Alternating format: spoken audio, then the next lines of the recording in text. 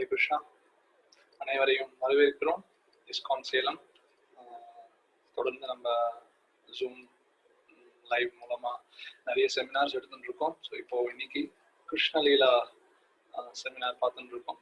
தொடர் கிருஷ்ணலீலா கதைகள் பாகவதம் 10வது காண்டத்துல இருந்து ஒவ்வொரு கதையா ஒவ்வொரு வாரம் பார்த்துட்டு இருக்கோம். போன வாரம் முதல் கதையில ஆரம்பிச்சோம். ஸோ இன்னைக்கு 2வது கதை. ஸோ ஆரம்பிக்கிறதுக்கு முன்னால நம்மளுடைய குருவுடைய பிரார்த்தனை செலுத்திக்கலாம். ज्ञानतिमिरान्धस्य ज्ञानाञ्जनाशलाकया चक्षुरुन्मिलितं येन तस्मै श्रीगुरवे नमः। मूकं करोति वाचालं भङ्गुं लङ्घयते गिरिं यत्कृपातमहं वन्दे श्रीगुरुं दीनधारिणं। नमो विष्णुपादाय कृष्णप्रेष्ठाय भूतले श्रीमते भक्तिविकासस्वामिनिति नामिने। नमस्ते सारस्वते देवे गौरवाणी प्रचारिणे निर्विशेषशून्यवादि पाश्चात्यदेशधारिणे। श्री कृष्ण चैतन्य प्रभु नित्यानंद श्री अद्वैत गदाधर श्रीवासादि गौर भक्तवृंद। हरे कृष्णा कृष्ण कृष्णा हरे हरे, हरे राम राम राम हरे हरे। ओम नमो भगवते वासुदेवाय। ओम नमो भगवते वासुदेवाय। ओम नमो भगवते वासुदेवाय। ஸோ கிருஷ்ணா புக்கில் இருந்து நம்ம தொடர்ந்து பார்த்துட்டு இருக்கோம். ஸ்ரீல பிரபுபாதர் வழங்கிய கிருஷ்ணா புருஷோத்தமராகிய முழு முதற் கடவுள். ஸோ போன வாரம் முதல் அத்தியாயம் கிருஷ்ணரின் வருகை. ஸோ இந்த வாரம் 2வது அத்தியாயம் கர்ப்பத்திலிருந்த கிருஷ்ணருக்காக தேவர்களின் பிரார்த்தனை. இப்போ கிருஷ்ணர் தேவகியுடைய கர்ப்பத்தில் அவதரிக்க போறார். அந்த கதையை பார்க்கலாம். ஸோ எப்படி தேவர்கள் எல்லாம் கிருஷ்ணருக்கு மறைமுகமா பிரார்த்தனைகளை செலுத்துறாங்க. ஸோ அந்த தலைப்புல இன்னைக்கு கதையை பார்க்கலாம். ஆரம்பிக்கிறதுக்கு முன்னால போன வாரத்துடைய கதை சுருக்கத்தை பார்க்கலாமா, கொஞ்சம் ஞாபகப்படுத்திக்கிறதுக்கு. ஸோ பூமி தாய், இந்த பூமியில பல அசுரத்தனமான அரசர்கள் ஆட்சி பண்ணிட்டு இருந்ததுனால அந்த கொடுமையை தாங்க முடியாம, அந்த பாரத்தை தாங்க முடியாம பிரம்மாவை அணுகி பிரார்த்தனை செய்யறாங்க. பசுவின் வடிவில இந்த மாதிரி பல பிரச்சனைகள் பூமியில நடந்துட்டு இருக்கு, இதுக்கு ஏதாவது தீர்வு காணணும்னு சொல்லி பிரம்மாவை அணுகுறாங்க. ஸோ பிரம்மா எல்லா தேவர்களையும் அழைத்து கொண்டு க்ஷீரோத கஷாய விஷ்ணு அவரை பார்க்கறதுக்காக போறாங்க. பார்க்கடல், அந்த பார்க்கடல்ல போயிட்டு எல்லாரும் புருஷ சுத்தம் அப்படிங்கிற பிரார்த்தனை செலுத்துறாங்க. பிரம்மா தியானம் பண்றார். க்ஷீரோத கஷாய விஷ்ணு அவருக்கு என்ன செய்தியை சொல்லணுமோ அந்த தியானம் முடிஞ்ச பிறகு அந்த செய்தியை சொல்றார். தேவர்களுக்கு அந்த செய்தியை பிரம்மா பகிர்ந்து கொள்றார். என்ன சொல்றாரு அப்படின்னா, வெகு விரைவிலே நான் அவதரிக்க போறேன். அதனால எல்லா தேவர்களும் அவங்களுடைய மனைவியர்களோட இந்த எதுகுலத்துல நீங்க பிறக்கணும். எதுக்கு அப்படின்னா, பகவான் அவதரிச்சு எல்லா அசுரர்கள் அழிக்க போறார், பக்தர்களுக்கு இன்பத்தை கொடுக்க போறாங்க. ஸோ அந்த லீலைகள்ல தேவர்களுக்கும் ஒரு வாய்ப்பு கொடுக்கறதுக்கு பகவான் இங்க அனுமதிச்சிருக்கார். பகவான் முழுமுதற் கடவுள். நம்ம வரும் உபன்யாசங்களையும் சரி இன்னைக்கும் நம்ம பார்க்கலாம். தேவர்கள்னா யாரு, முழுமுதற் கடவுள் அப்படின்னா யாரு. விஷ்ணு, சாக்ஷாத் விஷ்ணு, அப்புறம் அவருடைய அவதாரங்கள், அப்புறம் 33 கோடி தேவர்கள் அப்படின்னு சொல்லுவாங்க, அவங்க யாரு. ஸோ அது எல்லாத்தையும் நம்ம பார்ப்போம். இப்போ தேவர்கள் அப்படின்னா ஒவ்வொரு செயல்பாட்டுக்கும் ஒவ்வொரு அதிகாரி. இப்போ இந்தியா எடுத்துக்கிட்டீங்க அப்படின்னா முதலமைச்சர், பிரைம் மினிஸ்டர் ஒருத்தர் இருக்கார். ஆனா இந்திய அரசாங்கத்தினுடைய இயக்கத்திற்காக, அட்மினிஸ்ட்ரேஷனுக்காக பாத்தீங்க அப்படின்னா பல டிபார்ட்மெண்ட்ஸ் இருக்கு. பாத்தீங்க அப்படின்னா எஜுகேஷன் டிபார்ட்மெண்ட், ஃபைனான்ஸ் டிபார்ட்மெண்ட், ஒவ்வொரு டிபார்ட்மெண்ட் இருக்கு. வாட்டர் டிபார்ட்மெண்ட், தண்ணிக்காக ஒரு டிபார்ட்மெண்ட், கல்விக்காக ஒரு டிபார்ட்மெண்ட், ராணுவம். ஸோ இந்த மாதிரி ஒவ்வொரு டிபார்ட்மெண்ட்டுக்கும் ஒவ்வொரு அதிகாரி. பட் ஆனா எல்லாத்துக்குமே ஒரு அமைச்சர், முதலமைச்சர், பிரைம் மினிஸ்டர். ஸோ அதே மாதிரி இந்த உலகத்தினுடைய இயக்கத்திற்கு 33 கோடி தேவர்கள், 33 crores of demigods. ஸோ 33 கோடி தேவர்கள் இந்த உலகத்தை ஆட்சி செஞ்சுட்டு இருக்காங்க. ஆனா எல்லாருக்குமே ஒரு முதலமைச்சர்.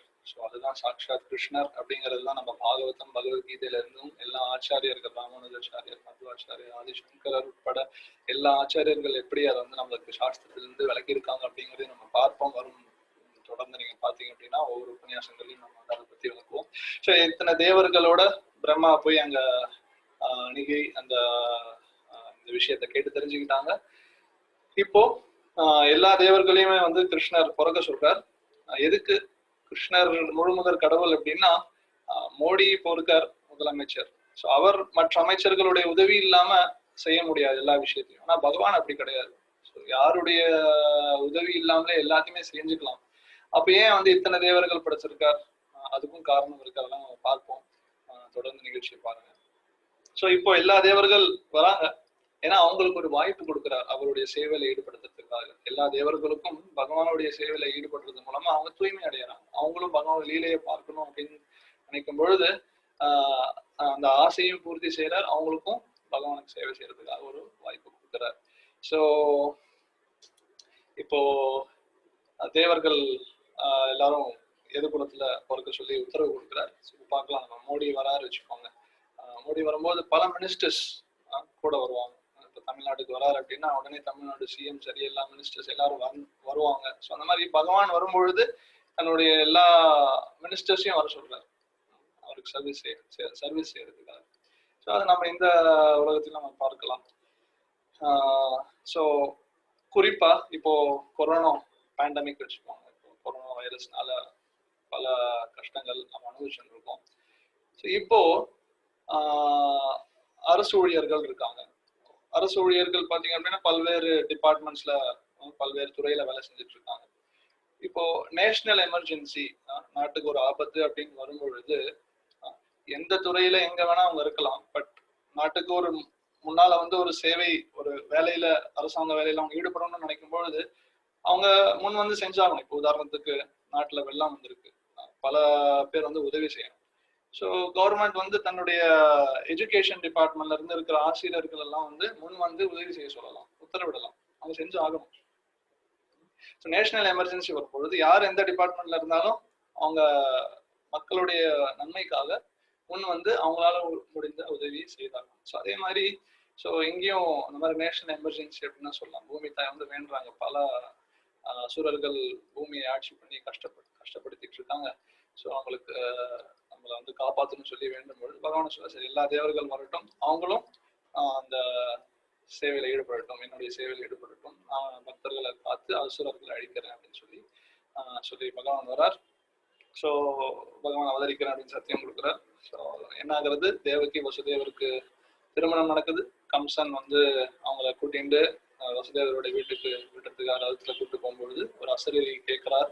ஸோ தேவகியுடைய 8வது குழந்தையால நீ கொல்லப்படுவ அப்படின்னு கேட்ட உடனே என்ன செய்யறார் கம்சன்? உடனே தேவகியை கொலை செய்யணும் முயற்சி செய்கிறார். வசுதேவர் வந்து பல விதமான முயற்சிகள் எடுத்து தேவகியை காப்பாற்றணும்னு சொல்லி முயல்றார். ஸோ அந்த முயற்சியில வெற்றி அடைஞ்சு இறுதியில என்ன சொல்றாரு, நான் உனக்கு தேவை 8வது குழந்தை தான் உனக்கு பிரச்சனை, தேவகி பிரச்சனை கிடையாது. ஸோ நான் ஒவ்வொரு குழந்தையும் பிறந்தோடனே உனக்கு கொடுக்குறேன். ஸோ நீ அவங்கள என்ன வேணுமோ செஞ்சுப்போ அப்படின்னு சொல்லி சத்தியம் பண்றாரு. ஸோ கம்சனுக்கு வசுதேவருடைய சத்தியம் இது நல்ல அபிப்பிராயம் இருக்கு. ஏன்னா அவர் சத்தியத்தை மீற மாட்டார் அப்படிங்கிறது தெரியும். ஸோ அதனால முதல் குழந்தை பிறந்த உடனே வசுதேவர் கொண்டு வந்து கம்சனுக்கு கொடுக்குறார். ஸோ கம்சன் ரொம்ப சந்தோஷப்பட்டு ஓ நீங்க இந்த அளவுக்கு சொல்ற பேச்ச மீறாம செய்றீங்க, ஸோ அதனால உன் மேல நம்பிக்கை எனக்கு இருக்கு. தயவு செய்து இந்த குழந்தைய வச்சுக்கோ, எந்த பிரச்சனையும் இல்லை, எனக்கு 8வது குழந்தையால இருந்து பிரச்சனை, முதல் குழந்தையால எந்த பிரச்சனையும் இல்லை அப்படின்னு சொல்லி உடனே அந்த குழந்தைய திரும்ப கொடுத்துடுறாரு. ஆனா நாரதர் வந்து பகவான் வெகு சீக்கிரமாக வரணும், இந்த மாதிரி இருந்தது அப்படின்னா பகவான் வராம போயிட்டாருன்னா பல பிரச்சனைகள் இன்னும் அதிகமாயிரும், எல்லாம் நல்லா போயிட்டு இருக்கு அப்படின்னு நினைச்சுட்டு போறாரு அப்படின்னு சொல்லிட்டு அந்த கம்சன் கிட்ட வந்து ஒரு குழப்பத்தை உண்டாக்குறார். இந்த மாதிரி விஷ்ணு தெரியாது, எந்த ரூபத்துல எப்ப வேணா வந்து சாவடிக்கலாம்னு சொல்லி ஒரு குழப்பத்தை உண்டாகும். உடனே கம்சன் பயந்து என்ன பண்றான், முதல் குழந்தையும் கொண்டுட்டு தேவகி வசுதேவரை கைது செய்து வச்சுடுறான். ஸோ ஒவ்வொரு குழந்தையும் பிறக்க அந்த குழந்தைங்களை அழிச்சுடுறான். ஸோ அது வரைக்கும் நம்ம பார்த்தோம். இப்போ 2வது அத்தியாயம், செகண்ட் சாப்டர் நம்ம பார்க்க போறோம். ஸோ இப்ப என்ன ஆகுறது, ஸோ அந்த 6 குழந்தைகள் யார் அப்படிங்கிறதையும் சில பாகவதத்துல விளக்கம் கொடுக்குறார். ஏன் வந்து இந்த 6 குழந்தைகள் இந்த மாதிரி கொல்லப்பட்டாங்க அப்படின்னு சொல்லி. ஸோ அவங்க முந்தின ஜென்மத்துல காலநேமி அப்படிங்கிறவருக்கு பசங்களா பிறகுறாங்க. காலநேமி யார் அப்படின்னா, காலநேமி அப்படிங்கிறது கம்சனுடைய முந்தின பிறவி. ஸோ கம்சனுடைய பசங்களாம் இவங்க 6 பேர் பிறந்து இவங்க என்ன பண்றாங்க, பிரம்மாவிடம் வரம் கேட்கறதுக்காக தவம் புரிஞ்சு பிரம்மாவை திருப்தி செய்து வரம் கேட்கிறாங்க, சாவா வரம் கேட்கிறாங்க. ஆனா இவங்கெல்லாம் யார், காலநேமி காலநேமி என்றவர் ஹிரண்யகசிப்புவுடைய பையன். ஸோ ஹிரண்யகசிப்பு யார் தெரியும், பிரகலாதனுடைய அப்பா. ஸோ காலநேமியுடைய பசங்க தான் இவங்க 6 பேர். ஸோ ஹிரண்யகசிப்புக்கு கோவம் வந்து, மாதிரி நான் இருக்கும்போது என்கிட்ட இருந்து நீ வரம் வாங்காம பிரம்மா கிட்ட போய் வரம் வாங்குற சொல்லி கோவப்பட்டு என்ன சபிச்சிடுறார், அடுத்த ஜென்மத்துல நீ உன்னுடைய சொந்த அப்பாவாலே நீங்க கொல்லப்படுவீங்க அப்படின்னு சொல்லி சபிக்கிறார். ஸோ அந்த சாபத்தை பூர்த்தி செய்யறதுக்காக தான் இந்த 6 குழந்தைங்களும் இப்போ கம்சன் கையாலேயே மரணத்தை சந்திக்க வேண்டியது வந்தது. இப்போ கம்சன் என்ன பண்றான், எது குலம் மற்றும் போஜ குலம், அந்தக குலம், இந்த எல்லா குலத்தையுமே ஆட்சி பண்ணி எல்லாரையும் ஏற்றி பிழைக்கணும்னு சொல்லி எல்லாத்தையும் கைப்பற்றணும்னு சொல்லி பல முயற்சிகள் ஈடுபட்டு இருக்காங்க. ஸோ அதனால எல்லா விதமான அரசர்களோட ஒப்பந்தம் பேசி குறிப்பா பாத்தீங்க அப்படின்னா ஜராசந்தன் அப்படிங்கிறது கம்சனுடைய மாமனார். ஸோ அவன் ஏற்கனவே ஜராசந்தன் ஒரு பெரும் ஆட்சி செய்துட்டு இருந்தான். ஸோ அந்த ஜராசந்தனுடைய உதவி மூலமாக பல அசுரத்தனமான அரசர்கள் கிட்ட ஒப்பந்தம் போட்டு தன்னுடைய ஆட்சியை வலுப்படுத்திக்கலாம் கம்சன். ஸோ அவனுக்கு தெரியும் கிருஷ்ணர் எப்ப வேணா ஒருவாறு தன்னை கொல்ல போறாரு அப்படின்னு சொல்லி. ஸோ அதனால அதுவும் குறிப்பா எது குலத்தை எது குலத்தை குறிப்பா தாக்குன்னு சொல்லி பல முயற்சிகள்ல ஏற்கனவே ஈடுபட்டு இருக்கான். ஸோ இப்போ இந்த குழந்தைங்களை ஒண்ணுக்கு அடுத்து ஒண்ணு ஒவ்வொரு வருஷமும் ஒவ்வொரு குழந்தை பிறக்கிறாங்க. ஸோ பிறந்த உடனே கம்சன் அவங்கள கொண்டுடுறான். பல கம்சனுடைய சொந்தக்காரங்களும் பாத்தீங்க அப்படின்னா கம்சன் கிட்ட போயிட்டு வேண்டுகோள் வைக்கிறாங்க, இந்த மாதிரி செய்யறது தவறு அப்படின்னு சொல்லி வேண்டுகோள் வச்சாலுமே இறுதியில கம்சனுடைய சூழ்ச்சியால என்ன ஆகுறது, அவங்களும் கம்சனுடைய அடியாளதான் மாறி போய் சேவை செய்ய வேண்டியதாக ஆயிடுச்சு. ஸோ இப்போ 6 குழந்தைங்க மரணம் அடைஞ்சிட்டாங்க. ஏழாவது யார், அனந்தசேஷன், பலராமர் அவதரிக்க போறார் இப்போ. ஸோ பலராமர் என்ன ஆகுறது அப்படின்னா, வசுதேவருக்கு இன்னொரு மனைவி ரோஹிணி. ஸோ ரோஹிணி எங்க இருக்காங்க, பிருந்தாவனம் கோகுலத்துல நந்தமகாராஜோடைய வீட்டுல இருக்காங்க, அவங்களுடைய பாதுகாப்புல ரோஹிணி இருக்காங்க. ஸோ வசுதேவரும் தேவகியும் மதுரால சிறைச்சாலைக்குள்ள, கம்சனுடைய சிறைச்சாலையில அவங்க கைது செய்யப்பட்டு அவங்க அங்க வசிச்சுட்டு இருக்காங்க. ஸோ இப்போ என்ன ஆகுறது, 7வது முறையா தேவகி கர்ப்பமா இருக்காங்க. ஸோ இப்போ பலராமர் அவதரிக்க போறார். ஸோ அனந்தன் யார், பலராமர் யாருன்னா கிருஷ்ணருடைய முதல் விரிவாக்கம். ஸோ பலராமர் அப்படிங்கிறவர் தான் கிருஷ்ண பலராமர், எல்லாருக்குமே தெரியும். ஸோ பலராமர் கிருஷ்ணருடைய அண்ணன். கிருஷ்ணர் பிறக்கிறதுக்கு முன்னால பலராமர் அவதரிக்கிறார். ஸோ உண்மையிலேயே பலராமரை புரிஞ்சுக்கிறது அப்படின்னா, எல்லா விதத்திலையுமே பலராமர் கிருஷ்ணருக்கு சேவை செய்யறதுக்காக அவதரிச்சிருக்கார். அதாவது நம்ம வரும் வகுப்புகள்ல பார்ப்போம், எல்லா விதமான ரசங்கள்லயும் 5 விதமான ரசங்கள் இருக்கு. சாந்த ரசம், தாசிய ரசம், சக்கிய ரசம், வாத்சல்ய ரசம், மாதுரிய ரசம். ஸோ 5 விதமான ரசங்கள் இருக்கு. 5 விதமான ரசங்கள்லயும் பலராமர் மட்டும்தான் ஒவ்வொரு ரசத்திலையுமே எல்லா ரசத்திலையுமே சேவை செய்யறார் கிருஷ்ணருக்கு. ஸோ இந்த மாதிரி பலராமர் உடைய முக்கியமான குறிக்கோளே கிருஷ்ணருக்கு சேவை பண்ணணும் அப்படிங்கிறது. ஸோ கிருஷ்ணர் பிறக்கிறதுக்கு முன்னால அவர் அவதரிச்சு கிருஷ்ணர் லீலையை புரிய போறார். ஸோ லீலை புரிய போற இடத்தெல்லாம் ஏற்பாடு செய்யறதுக்காக பலராமர் அவதரிக்கிறார். ஸோ அதனால கிருஷ்ணர் வர்றதுக்கு முன்னால அவர் வந்துடுறார். ஸோ குறிப்பா இப்ப என்ன ஆகுறது, கிருஷ்ணர் 7வது குழந்தை தேவகி கர்ப்பமா இருக்காங்க. ஸோ ஆனா தேவகிக்கு ஒரு பக்கம் சந்தோஷம், இன்னொரு பக்கம் வருத்தம். ஸோ ஏன் சந்தோஷம் அப்படின்னா, தேவகி புரிஞ்சுக்கிறாங்க பகவானுடைய சக்தி பலராமர் தன்னுடைய கர்ப்பத்துல இருக்காங்க அப்படிங்கிறது, பகவானுடைய விரிவாக்கம் தன்னுடைய கர்ப்பத்துல இருக்காங்க புரிஞ்சுக்கிட்டு ஸோ ரொம்ப சந்தோஷப்படுறாங்க. ஆனா வருத்தம் என்னன்னா, இப்ப என்ன ஆகும் தெரியலையே, மறுபடியும் கம்சன் ஏதாவது செஞ்சிருவானோ அப்படிங்கிற வருத்தமும் கலந்துருக்கு. ஸோ கிருஷ்ணர் பாக்குறார். ஸோ அவங்கெல்லாம் ரொம்ப வருத்தத்தோட இருக்கிறாங்க தேவகி வசுதேவர் அப்படிங்கிறது புரிஞ்சுட்டு என்ன பண்றார், தன்னுடைய யோக மாயையை வந்து அனுப்ப போறார். அனுப்பி அவங்களுக்கு தைரியத்தை கொடுக்கறதுக்காக யோக மாயைக்கு என்ன கட்டளை எழுதுறார், ஸோ யோக மாயையும் நீ வந்து அவதரிக்கணும்னு சொல்லி யோக மாயைக்கு கட்டளை இடுறார். ஸோ யோக மாயன்னா யார் அப்படிங்கறத நம்ம பார்க்கலாம். ஸோ கிருஷ்ணருக்கு பல்வேறு சக்திகள், பராச சக்தி விவிதே, எத்தனையோ விதமான சக்திகள் கிருஷ்ணருக்கு இருக்கு. ஸோ அதுல ஒரு சக்தி தான் இந்த யோகமாய சக்தி. ஸோ யோகமாயா அப்படிங்கிறது பற்றி நம்ம இப்போ பார்க்கலாம். ஸோ அவங்கள கிருஷ்ணர் என்ன கட்டளையிடுறாரு அப்படின்னா, இப்போ பலராமன் தேவகியுடைய வயிற்றுல இருக்காங்க. ஸோ நீ என்ன பண்ணு, தேவகியுடைய வயிற்றுல இருக்கிற பலராமரை ரோஹிணியுடைய வயிற்றுக்கு கர்ப்பத்துக்கு மாற்றிடு அப்படின்னு சொல்லி யோகமாயாவுக்கு உத்தரவு கொடுக்கிறார். அதே சமயம் யோகமாயாவையும் யசோதாவுடைய பெண் குழந்தையா பிறக்கிறதுக்கும் யசோதைய கர்ப்பத்துல வந்து பிறக்கிறதுக்கும் உத்தரவிடுறார். ஸோ யோகமாயா அப்படிங்கிறது தான் கிருஷ்ணருடைய எல்லா லீலைகளையும் ஏற்பாடு செய்யறாங்க. பலராமர் மாதிரி யோகமாயாவும் கிருஷ்ணருக்கு பல விதத்துல சேவை செய்யறாங்க. ஸோ இப்போ அவங்க வர்றது மூலமாக பக்தர்களுக்கு ஒரு உற்சாகம். ஸோ இந்த மாயை அப்படிங்கிறது யார் அப்படிங்கறத நம்ம பார்க்கலாம். அப்புறம் ஏன் வந்து நேரடியா பலராமர் வந்து ரோஹிணியுடைய கர்ப்பத்துல வளர்றதுக்கு பதில் ஏன் வந்து தேவகியுடைய கர்ப்பத்துல இருந்து ரோஹிணியுடைய கர்ப்பத்துக்கு மாத்திரம் அப்படிங்கிறதுக்கும் நம்மளுடைய ஆச்சாரியர்கள் விளக்கம் கொடுக்குறாங்க. சுஷீல பிரபுபாதர் அவருடைய விளக்கத்துல என்ன சொல்றாரு அப்படின்னா, ஸோ இப்போ இந்த 6 அசுரர்கள், அந்த 6 பேர் தேவகி முதல்ல பெற்றெடுத்து கம்சனால கொல்லப்பட்டாங்க இல்லையா. ஸோ அவங்க எல்லாருமே வந்து ஒரு விதத்துல அசுரர்கள், ஏன்னா ஹிரண்யகசிபுடைய குடும்பத்துல பிறந்தவங்க தானே. ஸோ அசுரர்கள் பிறந்த அந்த இடத்த வந்து தூய்மைப்படுத்தணும் இல்லையா, பகவான் எப்படி அவதரிப்பார். ஸோ அதனால பலராமர் வந்து அந்த இடத்த தூய்மைப்படுத்துறார். ஸோ இன்னொரு விதத்துல சில பிரபுபாதர் எப்படி விளக்குறாரு அப்படின்னா, அந்த 6 குழந்தைகள் 6 விதமான தீய குணத்தை வந்து குறிக்கிறது. காமம், குரோதம், லோபம், மோகம், மதம், ஆச்சரியா. காமம், கோபம், பேராசை, பொறாமை, அறியாமை, மயக்கம். இந்த 6 குணங்கள், காமம், கோபம், இந்த பகவத்கீதையில நம்ம ஸ்லோகம் இருக்கு. ஸோ இந்த 6 குணங்கள் இந்த 6 குழந்தைகளை பிரதிநிதிக்குது.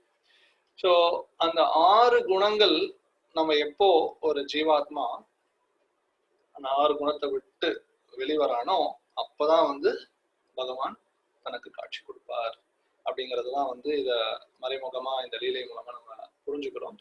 ஸோ அந்த 6 குணங்கள், நம்ம 6 கெட்ட குணங்கள் பார்த்தோம். ஸோ பலராமர் யார் அப்படின்னா, சாஸ்திரத்துல மறுபடியும் நான் ஏற்கனவே சொன்னேன், எல்லா விதத்திலையும் கிருஷ்ணருக்கு சேவை செய்யக்கூடியவர். ஸோ கிருஷ்ணருடைய முதல் விரிவாக்கம். ஸோ அது மட்டும் இல்லாம நம்மளுடைய ஆச்சாரியர்கள் எப்படி சொல்றாங்க, பலராமர் தான் ஆதி குரு அப்படின்னு சொல்றாங்க. எல்லா குருக்களுக்கும் அவர் தான் ஆதி குரு. ஏன் குரு அப்படிங்கிறவர் யார், நம்ம கிருஷ்ணருக்கு எப்படி சேவை செய்யணும் அப்படிங்கிறத காட்டக்கூடியவர் தான் குரு. ஸோ அதனால பலராமர் தான் எல்லா சேவைகள்லையுமே முன்னால இருந்து கிருஷ்ணருக்கு சேவை பண்றதுனால பலராமரை வந்து ஆதி குரு அப்படின்ட்டு அழைக்கிறது நம்ம ஆச்சாரியர்கள் அழைக்கிறாங்க. ஸோ குரு ஏழாவதா பிறந்து குரு மூலமா தான் நம்ம கிருஷ்ணரை அடைய முடியும் அப்படிங்கிற ஒரு விஷயத்தை நம்மளுக்கு தெரிவிக்கிறதுக்காகவும் இந்த லீலை செய்யப்பட்டது. ஸோ அதனாலதான் முதல்ல தேவகியுடைய வயிற்றுல வந்து ரோஹிணியுடைய வயிற்றுக்கு மாற்றும்படி யோகமாயாவுக்கு அவர் உத்தரவிட்டார்.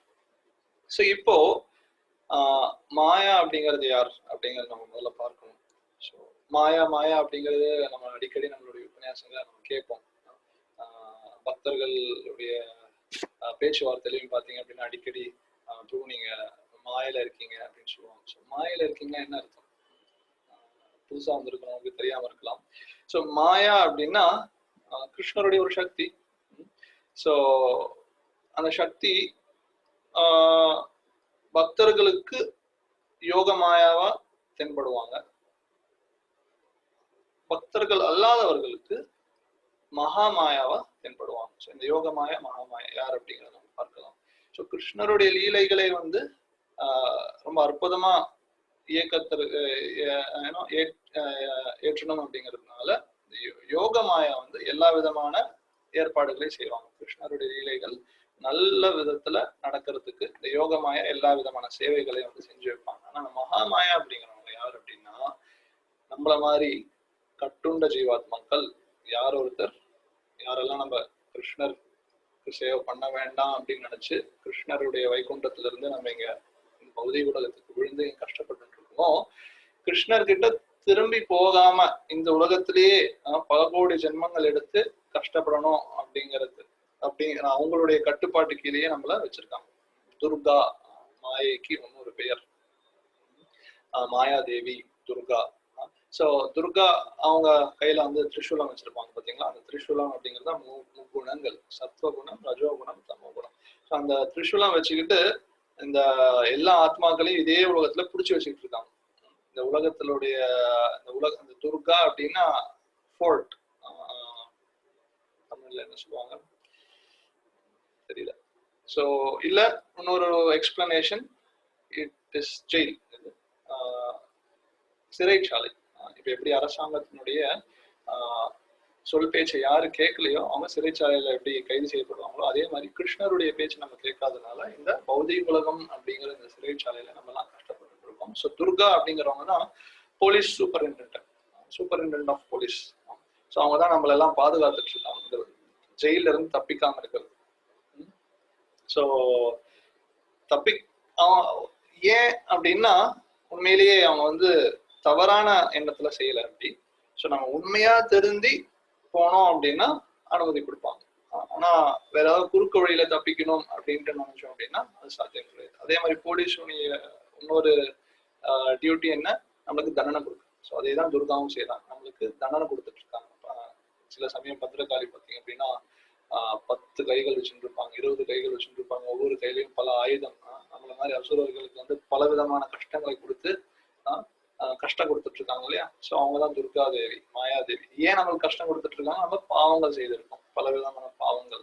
மாமிசம் சாப்பிட்டு இருப்போம், போதை வஸ்து எடுத்திருப்போம், பல பேரை ஏற்றி பழச்சிருப்போம், பல இயற்கையை அழிச்சிருப்போம். ஸோ இந்த மாதிரி பாவங்கள் செய்ததுனால நம்மளுக்கு தண்டனையா துர்காதேவி இத்தனை தண்டனைகளை கொடுத்துட்டு இருக்காங்க. ஸோ மகாமாயை, ஸோ கிருஷ்ணருடைய சக்தி தான். போலீஸ் அப்படிங்கிறதும் காவல்துறையுமே வந்து அரசாங்கத்துக்கு கீழே தான் வேலை செய்யுது. அரசாங்கத்தினுடைய செயல்பாட்டுகளை சரிவர இயக்கத்திற்கு உதவி செய்வதற்கு தான் காவல்துறையும் இருக்கு. ஸோ அதே மாதிரி மாயாவுமே வந்து பாத்தீங்க அப்படின்னா நம்மளுக்கு உண்மையா நமக்கு தண்டனை கொடுத்து நம்மளை திருத்தி, தண்டனை ஏன் கொடுக்குறோம் அப்படின்னா யாருக்கும் தண்டனை கொடுக்கணும் அப்படிங்கிற கெட்ட எண்ணம் கிடையாது. ஐ மீன் கெட்டது கிடையாது, கெட்ட எண்ணத்துல கொடுக்கறது கிடையாது. ஏன் அப்படின்னா நம்ம திருந்தணும் அப்படிங்கிற நல்ல எண்ணத்துலதான் வந்து நம்ம அம்மாவும் சில சமயம் அடிப்பாங்க, அப்பாவும் அடிப்பார். ஏன் நம்ம திருந்தி வாழணும் அப்படிங்கிறதுக்காக. ஸோ அதே மாதிரி துர்காதேவியும் நம்மளுக்கு தண்டனை கொடுக்குறாங்க. ஏன் அப்படின்னா நம்ம திருந்தி வாழணும் அப்படிங்கிறது, திருந்தி கிருஷ்ணர் முழுமுதற் கடவுள் கிருஷ்ணர்கிட்ட சரணடையணும் அப்படிங்கிற விஷயத்த நம்மளுக்கு புலப்படுத்துறதுக்காக தான் மாயாதேவி அத்தகைய கஷ்டங்கள் நம்மளுக்கு கொடுக்குறாங்க. ஸோ இப்போ யோக மாய மகாமாய 2 விதமான மாயா நான் சொல்லியிருந்தேன். ஸோ இந்த மகாமாயை தான் வந்து நம்மளெல்லாம் ஆட்டி படைச்சிட்டு இருக்காங்க. ஸோ யோக மாயா அப்படிங்கிறது யார் அப்படின்னா கிருஷ்ணருடைய பக்தர்களும் கிருஷ்ணரும் சரிவர லீலைகள் நடக்கிறதுக்காக அந்த எல்லா ஏற்பாடுகள் செய்யறவங்க தான் யோக மாயா. ஸோ யார் கிட்ட எங்க அவங்க செயல்படுறாங்க அப்படிங்கிறத பொறுத்து ஒரே மாயை பல விதத்துல வேலை செய்வாங்க. ஸோ இப்போ பகவான் அந்த யோக மாயைக்கு என்ன கட்டளையிட்டார்? ஸோ நீ யசோதாவுடைய கர்ப்பத்துல யசோதாவுக்கு பெண்ணாக யசோதாவுக்கு கிட்ட பிறக்கணும் அப்படின்னு சொல்லி கட்டளையிடுறார். அதே சமயம் பலராமரை ரோஹிணி கிட்ட இருந்து தேவகியுடைய கர்ப்பத்திலிருந்து ரோஹிணிக்கு மாற்றம் செய் அப்படின்னு சொல்லி வேண்டுறாங்க. ஸோ இப்போ அதே மகாமாய் பார்த்தீங்க அப்படின்னா சில பிரபுபாதர் தன்னுடைய விளக்குறையில என்ன சொல்றாரு அப்படின்னா அந்த மகாமாயை பல பெயர்களால மக்கள் அழைப்பாங்க. ஸோ கிருஷ்ணருடைய தங்கையா பிறக்கிறதுனால கிருஷ்ணர் என்ன சொல்றார், நீ எல்லாருடைய பௌதிக ஆசைகளையும் பூர்த்தி செய்வ. அதே சமயம் மக்கள் கிட்ட வந்து வேண்டுவாங்க, காளி கிட்ட சக்தி கிட்ட போயிட்டு மக்கள் எனக்கு இது வேணும் அது வேணும் அப்படின்னு சொல்லி அவங்கதான் இந்த சிறைச்சாலைக்கு அதிபதி இல்லையா. ஸோ அவங்க மக்களுடைய ஆசைகளையுமே வந்து பூர்த்தி செய்யறாங்க. ஸோ ஏன் ஆசைகளை பூர்த்தி செய்யறாங்க, நம்ம இன்னும் மயக்கத்துல அதிகமாகும் சொல்லி பகவான் மயக்கத்துல அதிகமாகும் சொல்லி நம்மளுக்கு மயக்கத்துல அதிகமானதான் இன்னும் தவறு செய்வோம், இன்னும் தவறு செய்தாதான் இன்னும் தண்டனை வரும், இன்னும் தண்டனை வந்தாதான் நம்ம யோசிக்க ஆரம்பிப்போம். என்னமோ பிரச்சனை பண்ணிட்டு இருக்கோமே, நம்ம என்னமோ தப்பு பண்ணிட்டு இருக்கோமே, ஏன் இவ்வளவு கஷ்டப்பட்டு இருக்கோம் அப்படின்னு யோசிக்க ஆரம்பிச்சு பகவத்கீதை படிக்க ஆரம்பிச்சு கிருஷ்ணர் தான் முழு முதற் கடவுள், அவருக்கு சேவை பண்ணணும் அப்படிங்கிற அந்த உணர்த்துதலை கொடுப்பதற்காக தான் மாயா இவ்வளோ ஒரு சூழ்ச்சியை செய்யறாங்க.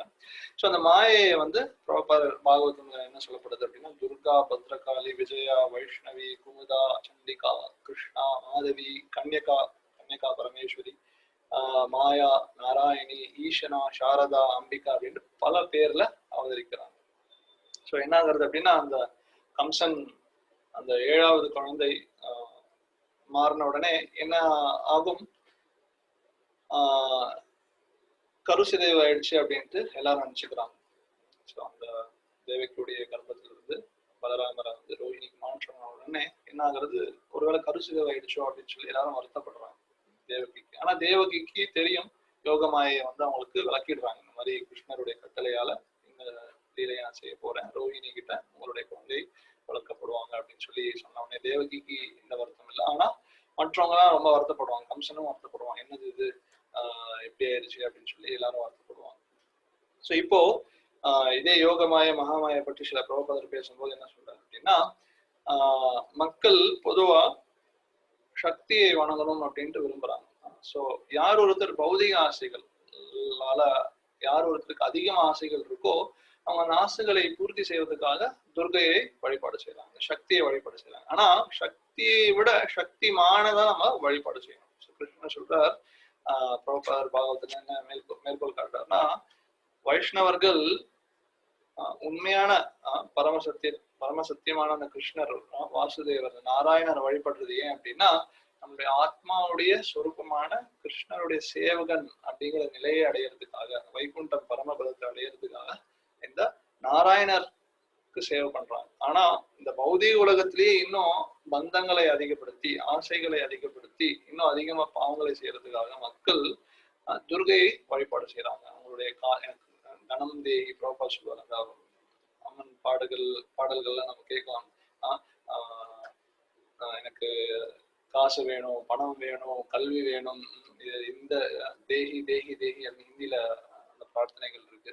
தனம் தேகி, பாரியா தேகி, எனக்கு மனைவி வேணும், எனக்கு கணவன் வேணும், குழந்தை வேணும், குழந்தையுடைய ஆரோக்கியம் நல்லா இருக்கும், இது வேணும் அது வேணும். ஸோ துர்கா வந்து அவங்க மாயிலே வைக்கிறதுக்காக எல்லா விதமான ஆசீர்வாதங்களையும் வந்து சீக்கிரமாவே கொடுப்பாங்க ஒரு விதத்துல.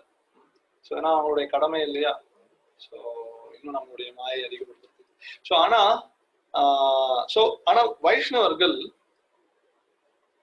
நாராயணர் வழிபடுறாங்க. நாராயணர் மட்டும் இல்ல, உண்மையிலேயே சக்தி மற்றும் சக்திமான் ரெண்டு பேரையும் வழிபடுறாங்க. இந்த சாக்தர்கள் வந்து என்ன தவறு செய்யறாங்க அப்படின்னா, சக்தி தான் எல்லாத்துக்கும் காரணம் அப்படின்னு நினைச்சுக்கிறாங்க. ஆனா அது எப்படி சாத்தியம்?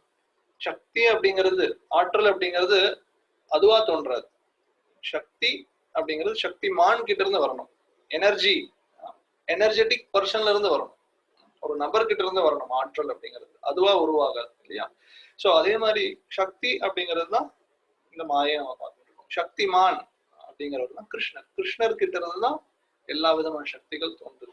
சோ நம்ம ராதா கிருஷ்ணர் அல்லது லட்சுமி நாராயணர், சீதா ராமர் வழிபடுறது மூலமா என்ன ஆகுறது அப்படின்னா, உண்மையிலேயே சக்தி மற்றும் சக்திமான் ரெண்டு பேரையும் சேர்ந்து நம்ம வைஷ்ணவர்கள் பூஜிக்கிறாங்க. இந்த ஹரே கிருஷ்ணா மகா மந்திரா நம்ம ஜபம் பண்றோம். ஹரே கிருஷ்ணா கிருஷ்ணா கிருஷ்ணா ஹரே ஹரே, ஹரே ராமா ராம ராமா ஹரே ஹரே. இந்த மகா மந்திரத்துடைய அர்த்தமே என்ன அப்படின்னா, இந்த கிருஷ்ணா, ராமா மற்றும் ஹரே. ஹரே அப்படிங்கிற வார்த்தைக்கு என்ன அர்த்தம்? ஓ எனர்ஜி ஆஃப் கிருஷ்ணா, கிருஷ்ணருடைய சக்தி.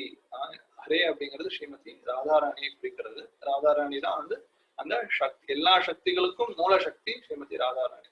சோ அந்த சக்தி, பகவானுடைய எல்லா சக்திகளுக்கும் நம்ம என்ன வேண்டுறோம் அப்படின்னா, தயவு செய்து கிருஷ்ணனுடைய சேவையில என்ன ஈடுபடுத்துங்க அப்படின்னு சொல்லிதான் வேண்டதுதான் இந்த ஹரே கிருஷ்ணா மகா மந்திரத்துடைய அர்த்தம். சோ உண்மையிலேயே நம்ம சக்தி மற்றும் சக்திமான் சேர்ந்து வழிபாடு செய்யணும்.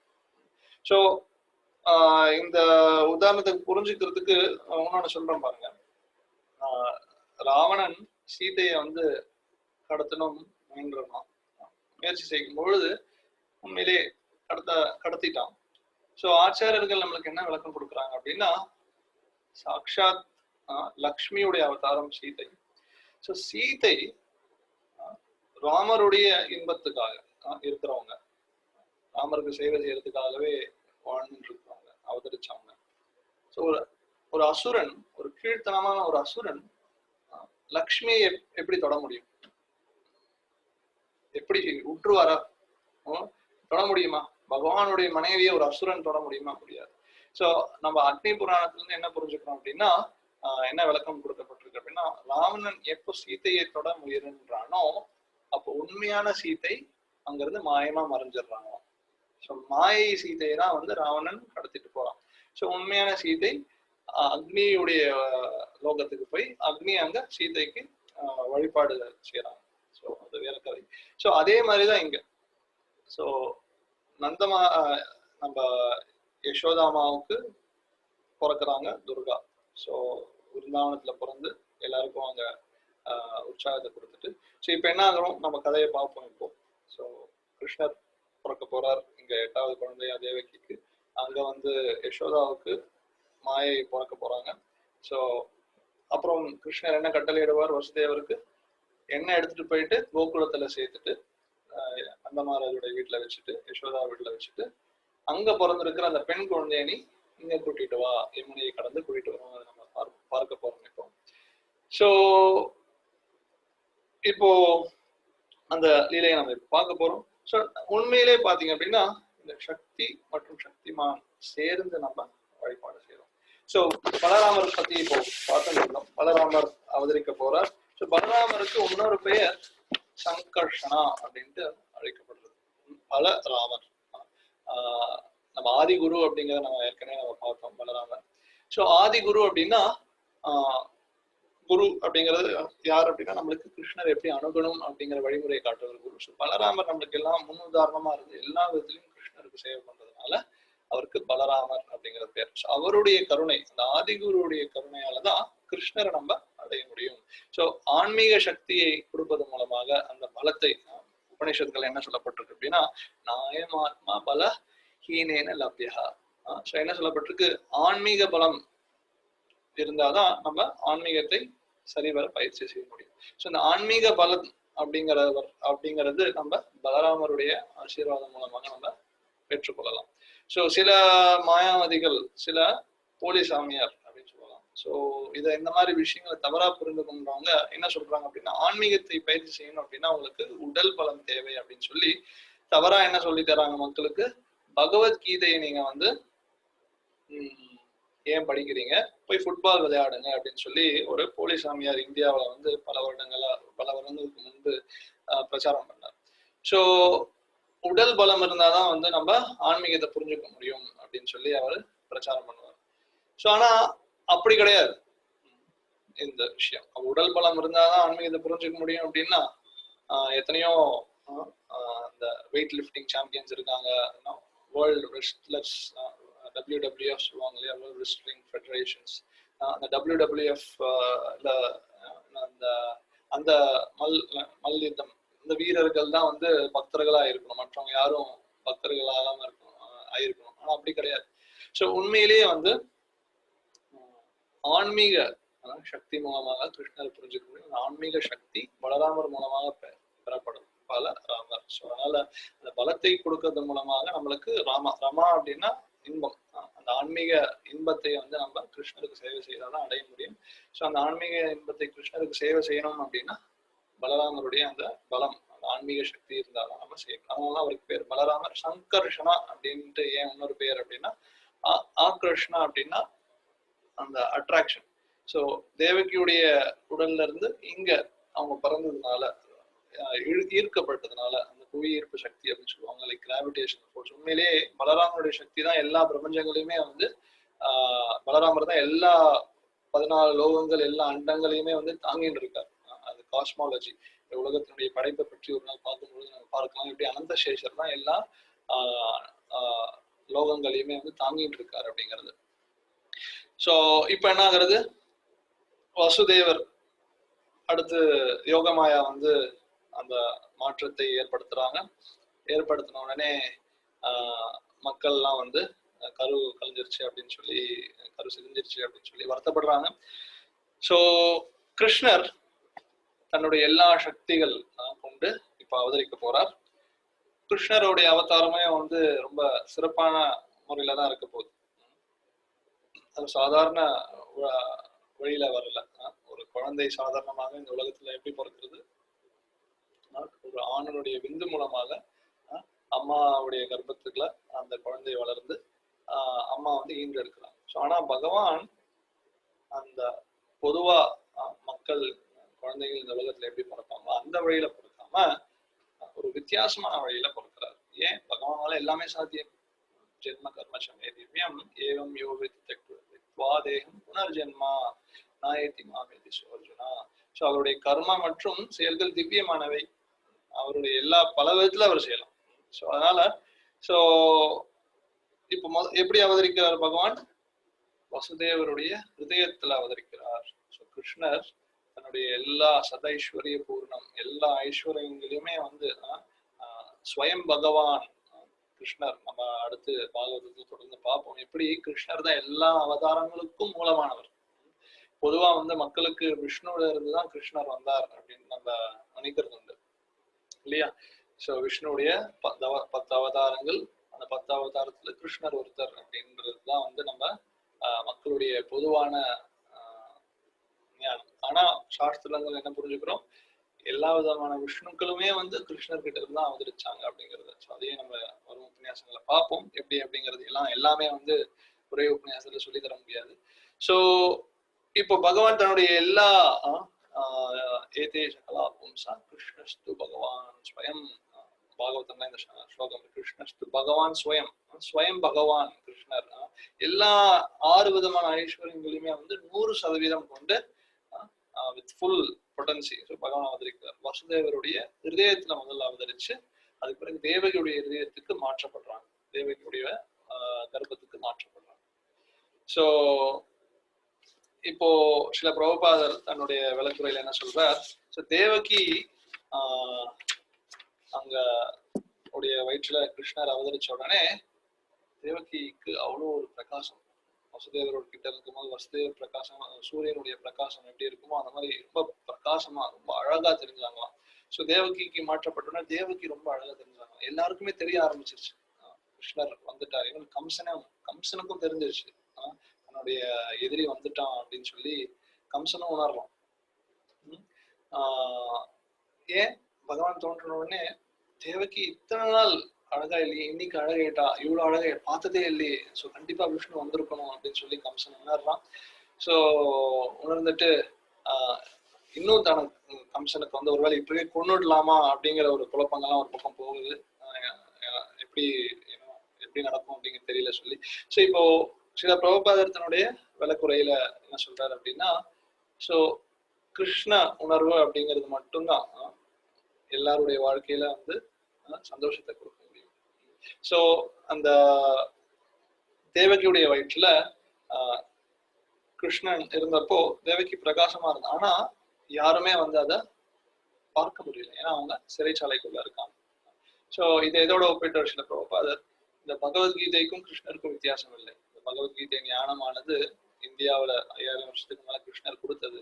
சோ இந்த ஞானமானது சில அயோக்கியத்தனமான அசுரர்கள்னால இந்த ஞானம், அது அரசியல்வாதிகளாக தவறான அரசியல்வாதிகளாக இருக்கட்டும், இல்ல தவறான மாயாவதி சன்னியாசிகளாக இருக்கட்டும், கிருஷ்ணருடைய பகவத்கீதையுடைய உண்மையான அர்த்தத்தை மக்களுக்கு எடுத்து சொல்லாம அதை பல பேர் வேண்டாம் அப்படின்ற கீதையை ஒழிக்கிறது மூலமாகவும் தமிழ்நாட்டுல பார்க்கலாம் எப்படி அரசியல்வாதிகள் ஆன்மீகத்தையே ஒழிக்கணும் அப்படிங்கிற முயற்சியில பல வருடங்களா ஈடுபட்டும் வெற்றி அடைய முடியாது அவங்களால. ஏன்? கம்சனாலே முடியல. சோ பெரிய அசுரன் அவன்.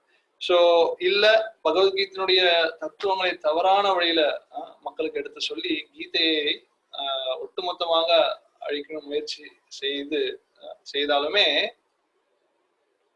இஸ்கான் அகில உலக கிருஷ்ண பக்தி இயக்கம், நம்மளோட இயக்கத்தின் மூலமாக இன்னைக்கு உலகம் முழுக்க இந்த பகவத்கீதையை பிரச்சாரம் செய்து எல்லாருக்குமே வந்து இந்த சந்தோஷத்தை வந்து கொடுக்கப்பட்டது. சோ சில பிரபுபாதர் ஒரு பொருளையில வந்து ரொம்ப அற்புதமா என்ன விளக்குறாரு அப்படின்னா,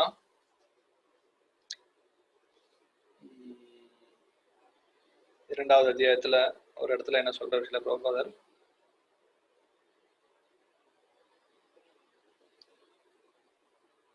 இதுதான் மனித கடமைகளில் உள்ள. எனவே கிருஷ்ணர் கிருஷ்ண பக்தி இயக்கத்தின் கர்ப்பத்தில் அடைக்கலம் கொண்டுள்ளார் அல்லது பிறந்துள்ளார். கவனமா கேளுங்க. எனவே கம்சனின் பிரிவை சேர்ந்தவர்கள் இந்த இயக்கத்தை கண்டு மிகவும் அஞ்சி இந்த இயக்கத்தை தடுக்க முயல்கின்றனர். குறிப்பாக மேல் நாடுகளில் இச்செயல் அதிகமாக உள்ளது. ஈவன் நம்ம நாட்டிலே கூட பாத்தீங்க அப்படின்னு நிறைய பேர் எங்க வந்து இஸ்கான்ல வெளிநாட்டு மக்களுக்கு வந்து நம்மளுடைய தீட்சை கொடுக்குறாங்க. அவங்க வந்து பக்திக்கு வரக்கூடாது, அவங்க இது செய்யக்கூடாது சொல்லி பல விதத்துல வந்து இஸ்கானுடைய செயல்பாட்டுகள்ல நிறைய பேர் தலையிடுறாங்க. இஸ்கான் வளர விடாம செய்யறாங்க. சொல்லி பிரபு சொல்றார், தடுக்க முயல்கின்றனர். குறிப்பாக மேல் நாடுகளில் பார்த்தோம், கிருஷ்ண பக்தி இயக்கம் ஒரு தொற்று நோய் போல் பரவி கொண்டிருப்பதால் உடனே இதை தடுக்காவிட்டால் இன்னும் 10 ஆண்டுகளில் இந்த இயக்கம் அரசாலும் சக்தியை கைப்பற்றக்கூடும் என்று ஒரு அரசியல்வாதி கூறியுள்ளார். இத்தகைய ஆற்றல் கிருஷ்ண பக்தி இயக்கத்தில் இருக்கிறது என்பதில் சந்தேகம் இல்லை. வேத பிரமாணங்கள் கலிகாலே நாமரூபே கிருஷ்ணவதாரா, கலியுகத்தில் கிருஷ்ணர் ஹரே கிருஷ்ணா மகாமந்திரத்தின் வடிவில் தோன்றியுள்ளார். கிருஷ்ண பக்தி இயக்கம் உலகம் முழுவதிலும் காட்டுத்தீயின் போல் பரவி கொண்டிருக்கிறது, தொடர்ந்து பரவி கொண்டே இருக்கும். இந்த இயக்கத்தின் முன்னேற்றத்தையும் இளைய தலைமுறையினால் இந்த இயக்கம் ஏற்றுக்கொள்ளப்படுவதையும் கண்டு கம்சனை போன்றோர் மிகவும் பீதி அடைந்துள்ளனர். எப்படி கம்சனால் கிருஷ்ணரை கொல்ல முடியவில்லையோ அப்படியே கம்சனை போன்றவர்களால் இந்த இயக்கத்துக்கு எந்த தடையும் கொடுக்க முடியாது. இந்த இயக்கத்தின் தலைவர்கள் ஹரே கிருஷ்ணா மகாமந்திரத்தை ஜபிப்பதையும் கட்டுப்பாடு விதிமுறைகளை அனுஷ்டிப்பதிலையும் ஒழுங்காக செயல் புரிந்தால் கிருஷ்ண உணர்வில் உறுதியாக நிலை பெற்றிருக்கும் வரை இந்த இயக்கம் தொடர்ந்து அதிகரித்தே கொண்டு போகும் அப்படின்னு சொல்லி சில பிரபுபாதரும் ரொம்ப அருமையான விளக்கத்தை கொடுக்கிறார். சோ கம்சனால கிருஷ்ணர் என்ன செய்ய முடியுது? ஒன்னும் செய்ய முடியல. இறுதியில என்ன ஆச்சு? கம்சன் மட்டும் இல்லாம அவனுடைய எல்லா கூட்டாளிகளும் கிருஷ்ணர் அழித்தார். சோ இந்த கிருஷ்ணர் இப்பவும் இந்த ஹரே கிருஷ்ணா மகாமந்திரத்தின் மூலமாக இஸ்கான் மூலமாக அவதரிச்சுக்கிட்டே இருக்கார். பல இடங்கள்ல கோயில்கள் திறந்து கொண்டே இருக்கும். பல இடத்துல வந்து பாத்தீங்க அப்படின்னா பகவத்கீதை விநியோகிச்சுட்டே இருக்கும். எங்கெல்லாம் பகவத்கீதை இருக்கோ அங்கெல்லாம் கிருஷ்ணர் இருக்கார். எங்கெல்லாம் இஸ்கான் இருக்கோ அங்க கிருஷ்ணர் இருக்கார். எங்கெல்லாம் ஒரு பக்தர் ஹரே கிருஷ்ணா மந்திரம் சொல்றாரோ அங்கெல்லாம் கிருஷ்ணர் இருக்கார். சோ உண்மையிலேயே கிருஷ்ணர் எல்லா இடத்துலயும் அவதரிச்சுட்டு இருக்கார். சோ பகவான் எங்க இருக்காரோ அங்க எந்த விதமான கஷ்டமும் இருக்காது, எந்த விதமான கவலைகளும் இருக்காது. உண்மையான சந்தோஷத்தை நம்ம எளிமையா அடைய முடியும். சுஷிலா பிரபாதர் வந்து இந்த இயக்கத்தை வந்து நம்ம தீவிரமா எடுத்துக்கொண்டு நம்ம மனித வாழ்க்கையை வந்து வீணடிக்க கூடாது. சோ இதுதான் வந்து நம்ம அடுத்து வர தேவர்கள் பகவான் அவதரிச்சிட்டார் இல்லையா? இப்ப தேவர்கள் எல்லாம் பாத்தீங்க அப்படின்னா பிரம்மா, சிவா மற்றும் அனைத்து தேவர்கள், நாரதன் எல்லாரும் வந்து மறைமுகமா வந்து பல பிரார்த்தனைகளை பகவானுக்கு செலுத்துறாங்க. பல விதமான பிரார்த்தனைகள். எப்படி பகவான் வந்து தன்னுடைய வாக்க வந்து சத்திய வாக்கு நம்மளுக்கு அவதரிச்சு நம்மளை காப்பாத்துவர் சொன்ன மாதிரி இப்ப பகவான் அவதரிச்சிருக்கார். நம்மள அவர் இல்லாம யாராலும் நம்மளை காப்பாற்ற முடியும்? அவர் அனைத்து சக்தி கொண்டவர். அருவவாதிகளால் அவர் புரிஞ்சு கொள்ள முடியாது, வெறும் பக்தர்கள்லாம் அவர் புரிந்து கொள்ள முடியும். எந்த விதமான வேறு வழிமுறைகள் மூலமாக அவரை பகவானை வந்து நம்ம புரிஞ்சு கொள்ள முடியாது. பக்தியினுடைய தனித்தன்மை, அற்புதங்கள் என்ன, பக்தியின் மூலமாக வந்து பகவானை எப்படி கைப்பற்ற முடியும் போன்ற பல விதமான பிரார்த்தனைகளை செலுத்துறாங்க. எப்படி நம்மள மாதிரி கட்டுண்ட ஆத்மாக்கள் பல விதமான கஷ்டங்கள் அனுபவிச்சுட்டு இருக்கோம் முக்குணங்கள்ல. சோ இத முக்குணங்கள் வந்து எப்படி வெளிப்படுறது அப்படிங்கிற பல பிரார்த்தனைகள், ரொம்ப அற்புதமான பிரார்த்தனை. நம்ம எவ்வளவு டைம் இருக்கும் நம்ம பார்க்கலாம். சோ இப்ப என்ன ஆகுறது? சோ பகவான் அவதரிச்சார். பகவான் அவதரிக்கும் பொழுது ஏற்கனவே நம்ம பார்த்தோம் 33 கோடி தேவர்கள் எல்லாரும் அவதரிக்கிறாங்க பகவானுக்கு சேவை செய்யறதுக்காக. இப்ப இறுதியில கம்சன் என்ன பண்றான்? தேவகியுடைய அழகை பார்த்து தேவகியை கொள்ளலாம் யோசிக்கிறான். இந்த மாதிரி செய்தோம் அப்படின்னா என்னுடைய புகழே கெட்டுடும், எதுவும் என்னால் சாதிக்க முடியாது, எல்லாரும் என்ன தப்பா சொல்லுவாங்க, பாவம் அதிகமாயிடும் அப்படிங்கிறத அவனே புரிஞ்சுக்கிறான். சோ ஆனா என்ன ஆகுறது? கிருஷ்ணர் கர்ப்பத்துல வந்த உடனே கம்சனுக்கு இன்னும் பயம் அதிகமாயிடுச்சு. எப்ப பார்த்தாலும் கிருஷ்ணரையே நினைச்சுட்டு இருக்கான். தண்ணி குடிச்சா கிருஷ்ணர், யாராவது கூப்பிட்டா கிருஷ்ணா வந்துட்டானா, விஷ்ணு வந்துட்டானா, கிருஷ்ணன் வந்துட்டானா அப்படின்னு சொல்லி எப்ப பார்த்தாலுமே பயத்துல வந்து கிருஷ்ணரை அவன் நினைச்சுட்டே இருந்தான். சோ பாகவத்துல ஒரு அருமையான ஸ்லோகம் இருக்கு. ஸ்லோகத்துல என்ன சொல்றதுன்னா, பயம் மூலமாகவே வந்து துவேஷம் மூலமாகவே வந்து கிருஷ்ணன் ஒரு பக்குவத்தை அடைஞ்சிட்டான் அப்படின்னு சொல்லி சொல்லப்பட்டிருக்கு. இது எல்லாராலையும் சாத்தியம் கிடையாது. நம்மளாம் அசுரர்கள் தான், ஆனா பெரிய அசுரன் ஆகிறதுக்கும் நம்மளுக்கு சக்தி கிடையாது. ஸோ கம்சன் வந்து ஒரு பெரிய அசுரன், நம்மலாம் வந்து மினி அசுரர்கள். ஸோ அதனால அந்த விதத்துல பணம் அடையிறதுக்கும் வாய்ப்பு இல்லை.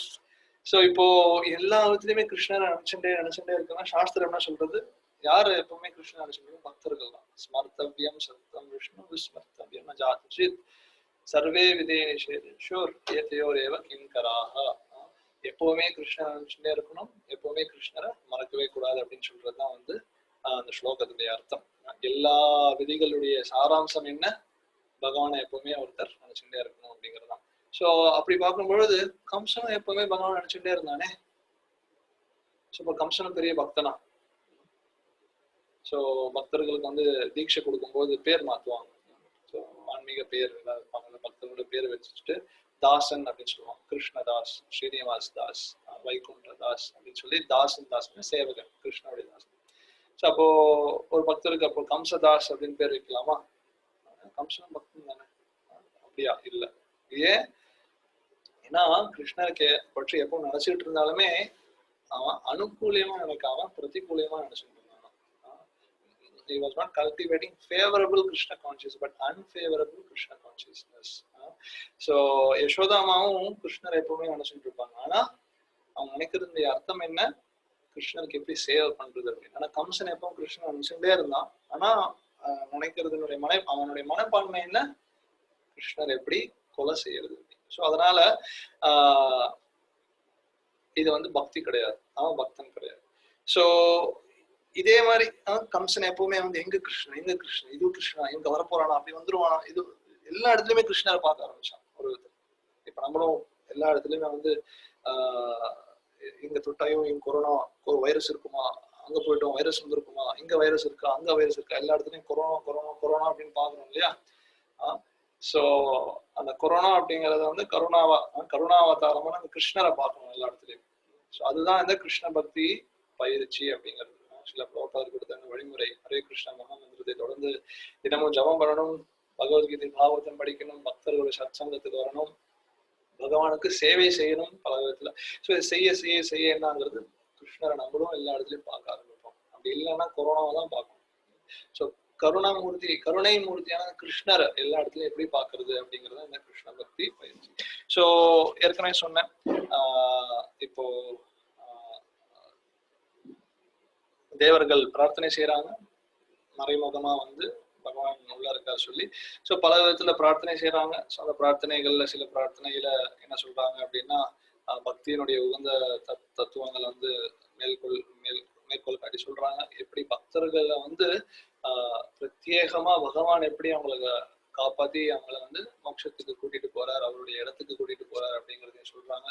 தர்ம அர்த்த காம மோட்ச 4 வழிபாட்டு 4 விஷயங்களுடைய தோல்வியையும் என்ன, தர்மத்தினாலையும் சரி, அர்த்த அப்படின்னா பணம், தர்ம அர்த்த காமம்னா புலனின்பம், மோக்ஷா, இந்த 4மே வந்து உண்மையிலேயே வந்து ஒரு ஆத்மாவுக்கு உண்மையான இன்பத்தை கொடுக்காது. உண்மையான இன்பம் கிருஷ்ணருக்கு எந்த விதமான கலங்கங்களும் இல்லாம அந்யாபிலாஷ சூன்ய ஞான கர்மாதனா ஆணுக்குள்ளேன கிருஷ்ணானுசீலன பக்தி இருக்கும். எந்த விதமான தடையும் இல்லாம எந்த விதமான எதிர்பார்ப்பும் இல்லாம பகவானுக்கு தூய பக்தி செய்யறது மட்டும்தான் வந்து உகந்தது அப்படிங்கறத தேவர்கள் புரிஞ்சுட்டு, அந்த உன்னை புரிஞ்சுக்கணும் அப்படின்னா வேற எந்த வழி இல்லாம பக்தி மார்க்கம் மட்டும்தான் எடுத்துக்கணும். அந்த பக்தி மார்க்கம் எடுத்து மூலமா பாகவதத்துல ஒரு பிரபலமான ஸ்லோகம் தெரிஞ்சிருக்கலாம்.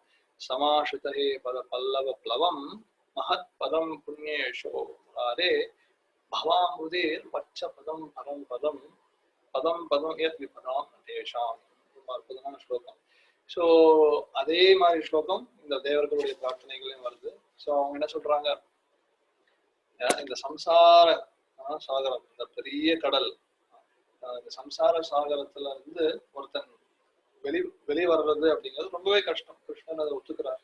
தேவியே சுகுணமை நம்மாயா துரத்தியா, என்னுடைய மாயை வெல்வது ரொம்ப கஷ்டம். ஆனா மாமேவை பிரபத்தியன்ட்டு மாயாமேதம் தரந்திட்டு, யார் ஒருத்தர் என்கிட்ட சரணடைகிறாங்களோ அவங்களுக்கு அது ரொம்ப எளிமையாயிடும். ஸோ எப்படி எளிமையாகுது அப்படின்னா, என்ன சொல்றாங்க, இந்த கடல் எவ்வளவு பெருசு கடல், தாண்டது எளிமையா, ரொம்ப கஷ்டம் இல்லையா? சோ ஆனா அந்த பெரிய கடல் பகவானுக்கு பக்தி செய்யறது மூலமாக என்ன ஆகுமா, அந்த பசு கன்று இருக்கு இல்லையா, அவங்களுடைய குழம்பு, அவங்களுடைய அந்த ஹூஃப் பிரிண்ட்ஸ், அந்த காஃப் ஹூஃப் பிரிண்ட்ஸ் பாத்தீங்க அப்படின்னா அந்த குழம்புடைய அச்சு, குழம்புடைய அச்சு, இப்ப மழைக்காலம் பசுக்கன்று நடக்கும் பொழுது அந்த அச்சுகள் பதிஞ்சுக்கிட்டே இருக்கும். ஸோ அந்த அச்சுல வந்து தண்ணி ஊத்துனீங்க வச்சுக்கோங்க, எவ்வளவு ஒரு 400 ml 300 ml ஊத்த முடியுமா தண்ணி அதுல?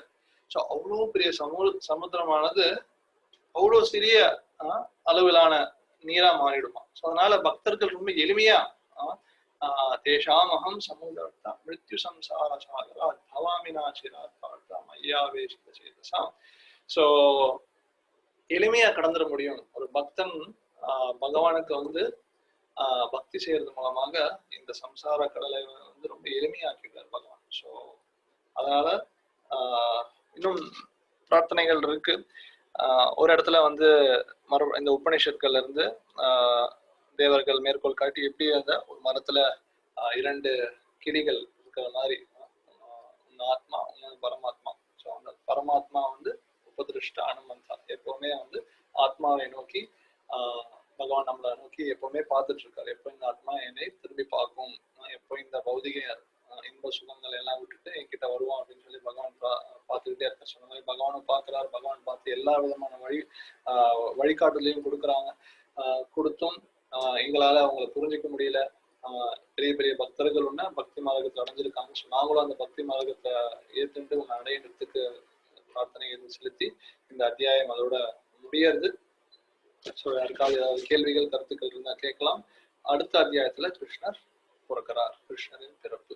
ஸோ நம்ம அடுத்த வாரம் நம்ம பார்க்கலாம். யாருக்காவது கேள்வி இருந்தா நீங்க கையை உயர்த்தி உங்களுடைய கேள்வியை கேட்கலாம்.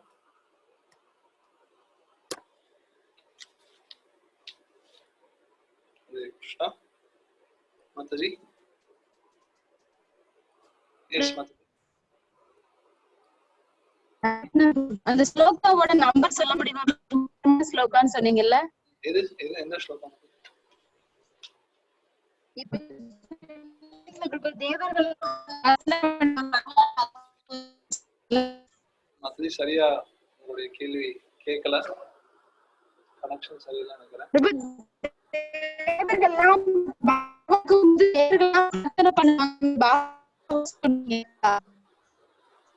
சாரி ஹரே கிருஷ்ணா. இல்லை ஹரே கிருஷ்ணா.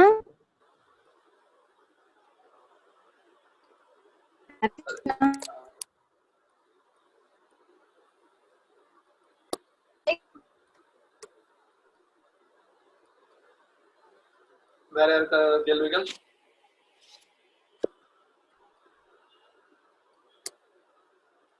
எஸ் மாதாஜி.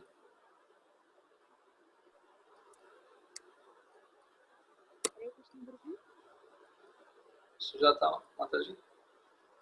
பிரபு, அத்தி புராணம் ராதாம்மாவை பத்தி போன பிறவில அந்த ராதாம்மா வந்து லட்சுமியா இருந்தாங்களா பிரபு? அது சொன்னீங்க சரியா?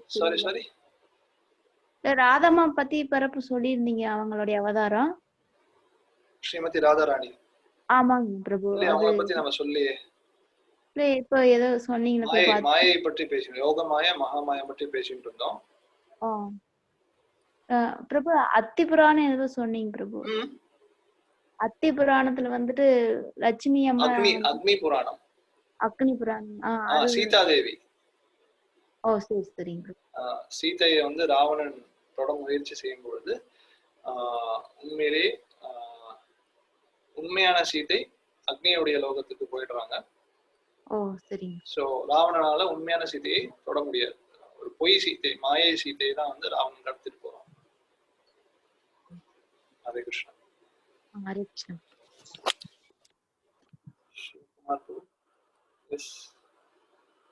ஹரே கிருஷ்ணா பிரபு. தண்டவத் பிரபு. பிரபு, மாயையில 2 மாயை சொன்னீங்கல்ல பிரபு, யோக மாயை மகாமாயை அப்படின்னு. அதுல யோக மாயை வந்து பகவானோட லீலைகளுக்கு தேவையான சூழ்நிலைகளை இது பண்றதுன்னு சொன்னீங்க இல்லையா பிரபு? அவங்க அது இது பண்றாங்க அப்படின்னு. இதுல பக்தர்களை பொறுத்த மட்டில் இதுல எதனா இது இருக்கா Prabhu, the treatment of maya for pure devotees or for practising sadhana devotees, மாயையோட ரோல் என்ன பிரபு? அதுல அதாவது சேலஞ்சஸ் நிறைய கொடுக்குற மாதிரி அந்த மாதிரியும் இருக்குமா, இல்ல ஹெல்ப் பண்றதுக்காக பண்ணுவாங்களா, இல்ல நியூட்ரலா இருக்காங்களா அப்படின்றதுல அந்த அந்த ஆஸ்பெக்ட்ஸ்ல? ஓகே, ஸோ மாயை வந்து பக்தர்களுக்கு உதவி செய்யறாங்களா, இல்ல நியூட்ரலா இருக்காங்களா, இல்ல கஷ்டம் கொடுக்குறாங்களா அப்படின்னு சொல்லி கேள்வி கேட்கிறார். நன்றி பிரபு. ஸோ ஃபர்ஸ்ட் ஆஃப் ஆல், நம்மளுக்கு யாரும் அதிகமா கஷ்டம் கொடுக்கணும் அப்படிங்கிற நெசசிட்டியே கிடையாது.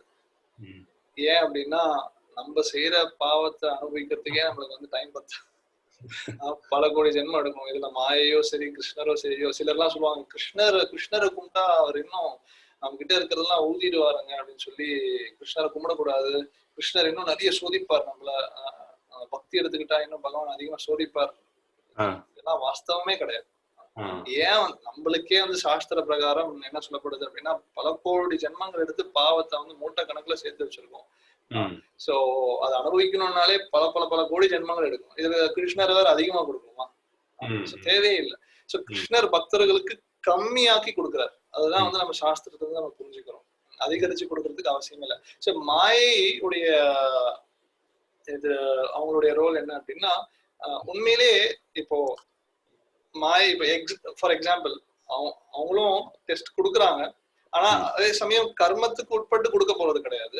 சோ ஆனா ஏன் அவங்களுடைய கடமையே என்ன அப்படின்னா, நம்மளை சோதிக்கிறது மூலமா நம்மளுடைய நம்மளுடைய கர்ம வினைகளை கொடுக்கறது மூலமா அவங்களுடைய எண்ணம் என்ன அப்படின்னா, நம்மளை இன்னும் கிருஷ்ணர்கிட்ட நெருக்கப்படுத்துறாங்க.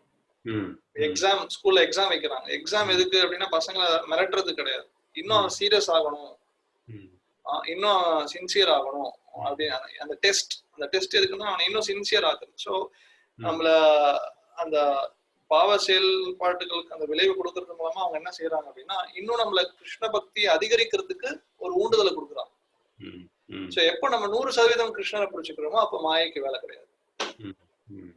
சோ அது வரைக்கும் நம்ம மாயோடைய கட்டுப்பாட்டுல இருப்போம். பட் நம்ம நேர்மையான பக்தி பாதையில இருக்கும் பொழுது மகாமாயா ஏற்கனவே சொன்ன மாதிரி மகாமாயாவுக்கு வேலை கிடையாது. சோ புரியுதுங்களா? ஹரே கிருஷ்ணா. தேங்க்ஸ். ஹரே கிருஷ்ணா. எஸ், அடுத்த கையை உயர்த்திருக்கார். கேள்வி கேளுங்க. Hare Krishna. Hello. Yes sir. Hare Krishna. Sethuraman பேசுறேன், பெங்களூர்ல. Yes sir. இப்போ இந்த இதுல பாகவதத்துல எத்தனாவது அத்தியாயத்துல வந்து கிருஷ்ணனுடைய தோற்றம் ஏற்படுறது? அத்தியாயம் 3வது அத்தியாயமா? கிருஷ்ணரே எல்லா அவதாரங்களுக்கும் மூலம். கிருஷ்ணர் பிறக்கிறார். நீங்க என்ன கேள்வி கேட்டீங்க? எத்தனாவது அத்தியாயத்துல இப்போ கிருஷ்ணருடைய தோற்றம் ஏற்படுறதுன்னு கேக்குறேன். 3வது அத்தியாயம் தான். அடுத்த வாரம் நம்ம பார்ப்போம் கிருஷ்ணருடைய தோற்றம், கிருஷ்ணருடைய பிறப்பு. சரி சரி, okay.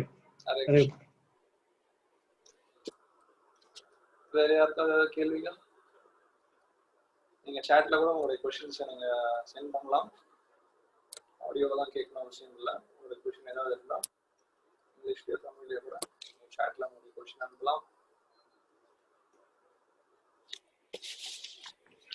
Hare Krishna Prabhu. One more question. Yes Prabhu, சொல்லுங்க பிரபு. இப்போ இந்த நேத்து பார்த்துட்டு இருந்தேன் பிரபு, கம்சன் வந்து இந்த 7 குழந்தைகளை கொன்ற பின்னாடி வந்து பகவான் வர்றதுக்கு முன்னாடி அவர் ரொம்ப ஆன்மீக தத்துவம்லாம் வேற கன்வெர்ட்ஸ் பண்றாரு பிரபு. ரொம்ப சர்ப்ரைசிங்கா இருந்தது. அது பிரபு கவர் பண்ணுவீங்களா? அது முதல் அத்தியாயத்திலயா?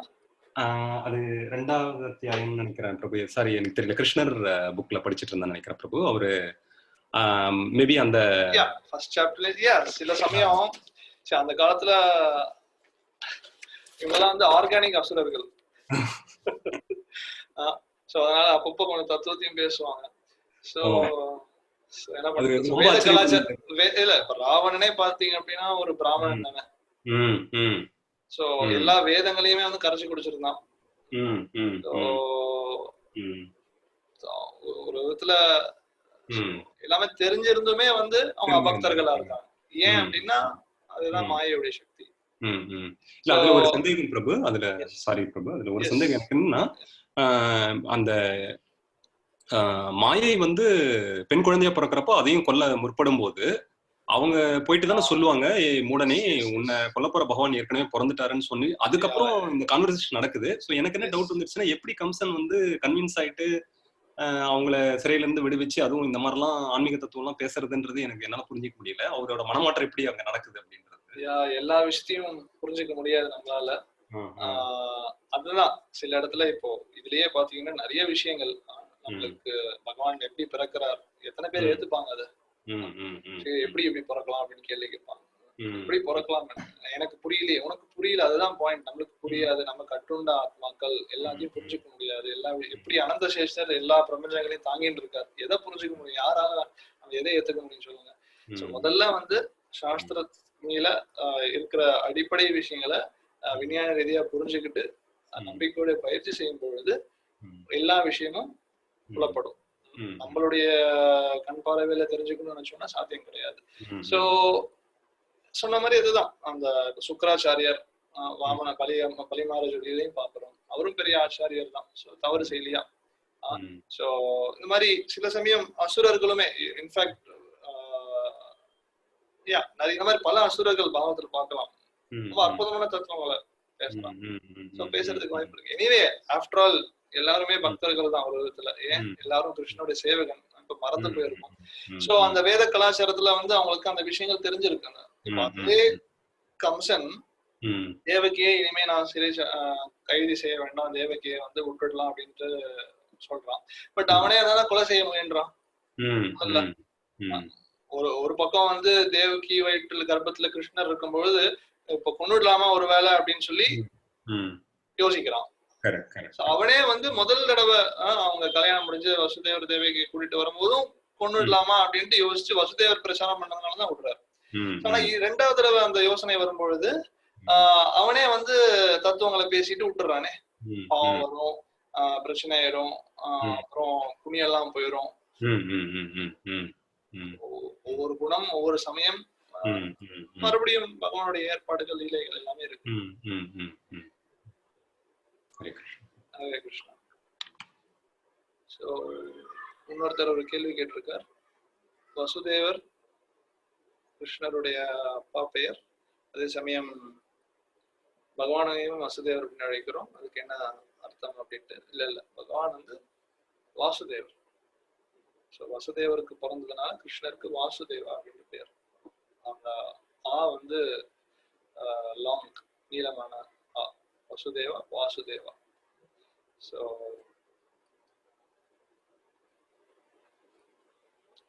வேற ஏதாவது கேள்வி?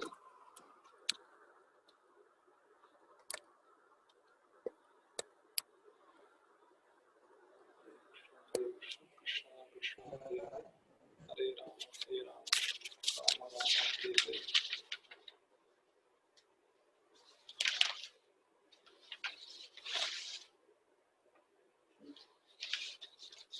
தொடர்ந்து எல்லாரும் சில பிரபுபாதுடைய புத்தகங்கள் படிங்க.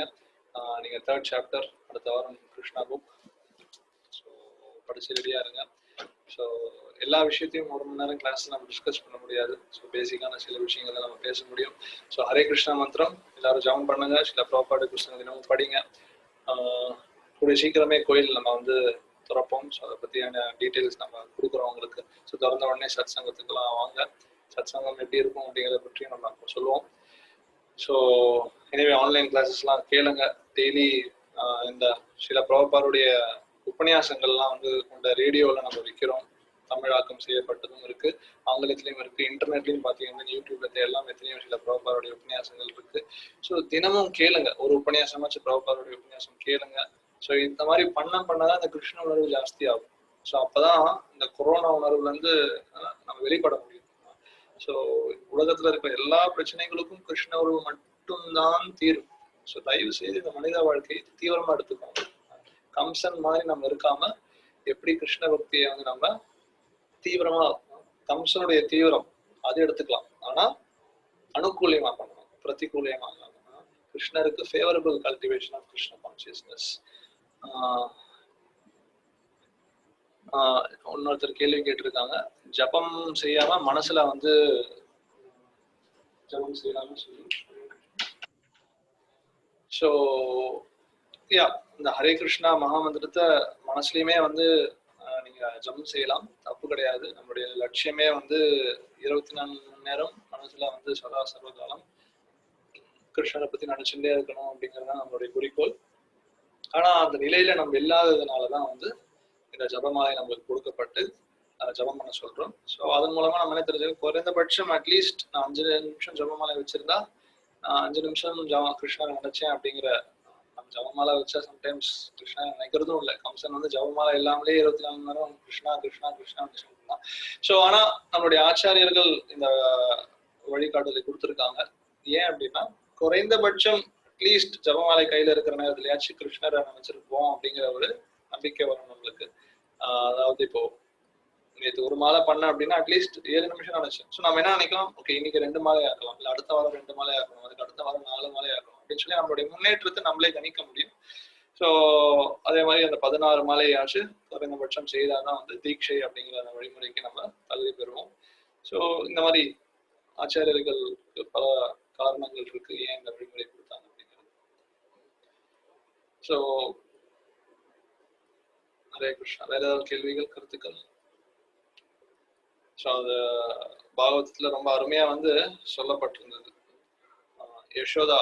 யசோதாவும் பாத்தீங்க அப்படின்னா கிருஷ்ணரை வந்து எப்பவுமே வந்து சதா சர்வ காலமும் நினைச்சுக்கிட்டே இருக்காங்க, கம்சனும் நினைச்சுக்கிட்டே இருக்கான். ஸோ இன்ஃபேக்ட் யசோதா செய்த சில காரியங்கள்னால கிருஷ்ணர் திருப்தி அடையல அப்படின்ட்டு நம்மளுடைய ஆச்சாரியர்கள் விளக்கம் சொல்றாங்க. நம்மளும் பார்க்கலாம் கிருஷ்ணருடைய பல லீலைகள்ல கிருஷ்ணர் செய்ய முறை வாழ்த்தனம் குடும்பத்தனம் செய்யும் பொழுது யசோதாமா வந்து என்ன பண்றாங்க, கண்டிக்கிறாங்க, யசோதாமா அடிக்கிறாங்க. ஸோ கிருஷ்ணருக்கு சில சமயம் கோபம் வருது, யசோதாமா ஏன் வந்து என்ன அனுபவிக்க விடாம பண்றாங்க அப்படின்னு சொல்லி. ஆனா கம்சன் கிட்ட சண்டை போடும்போது கிருஷ்ணருக்கு அவ்வளவு உற்சாகம், எஸ் கமான் அப்படின்னு சொல்லி கிருஷ்ணர் ரொம்ப உற்சாகமா ஃபைட் பண்றாராம். ஸோ கம்சன் கிட்ட வந்து அந்த லீலையை செய்யும் போது கிருஷ்ணருக்கு ஒரு விதத்துல பார்க்கும்போது சந்தோஷம் அதிகமாகுதான். ஆனா யசோதாமா கிட்ட சில சமயம் லீலைகளை புரியும் பொழுது வருத்தப்படுறாங்க. ஸோ அப்ப யாரு பக்தி அப்படிங்கிறது கிருஷ்ணருக்கு சந்தோஷத்தை கொடுக்க வைக்கிறது.